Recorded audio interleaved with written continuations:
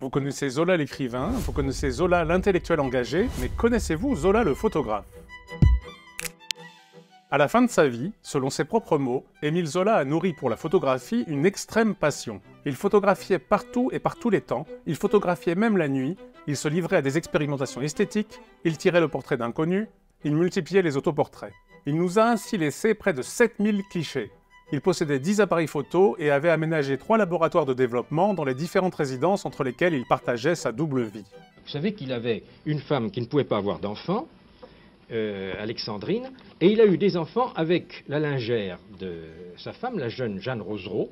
Il a eu 2 enfants, Jacques et Denise, et il ne pouvait pas les voir. Normalement, c'était une famille adultérine, à l'époque c'était extrêmement grave, et je crois que cette vie de famille qu'il ne pouvait pas avoir, parce que c'était une famille irrégulière, eh bien, il l'a compensée en grande partie en photographiant sa femme et ses enfants, enfin Jeanne Rosereau, Jacques et Denise. En 1889, Émile Zola établit Jeanne Rosereau rue Saint-Lazare, à 15 minutes à pied de son domicile parisien de la rue de Bruxelles.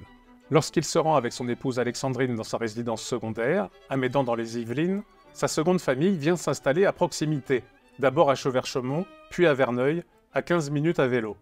Le cas de Zola est curieux, je crois que c'est à 50 ans, il a découvert simultanément la bicyclette, la photographie et l'amour. Il s'est consacré à ces 3 choses-là, il a perdu, je crois, une quinzaine de kilos, car il était énorme avant de découvrir ces 3 choses qui sont des choses qui font maigrir, la bicyclette, l'amour et la photographie. La photographie fait maigrir. Absolument. À Verneuil, il réalise un reportage photographique sur la vie de ses enfants, dont il réunit les tirages dans un album somptueusement relié en maroquin bleu, Denise et Jacques, histoire vraie. Mais pour Zola, ce ne sont pas de simples photos de famille.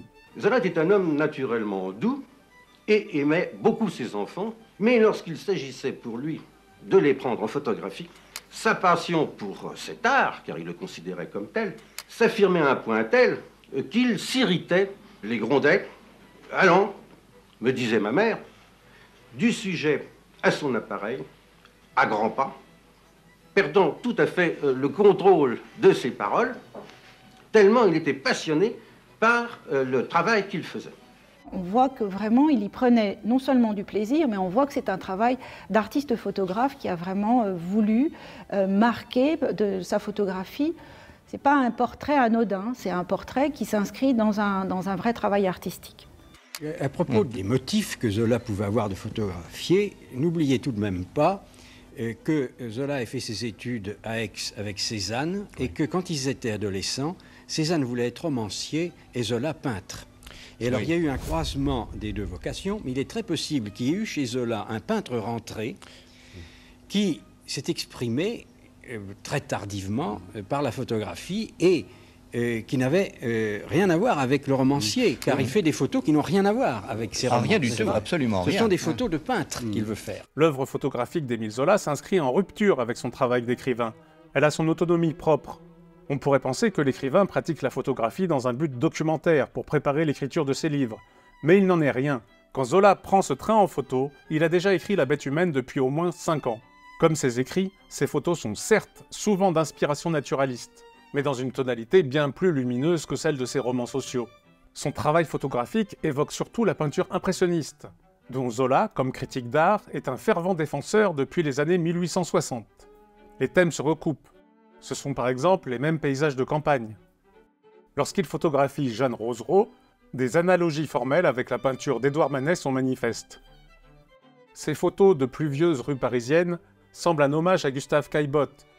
Chez les impressionnistes, qu'il appelle les actualistes, Zola salue l'abandon des sujets historiques et mythologiques au profit de sujets contemporains.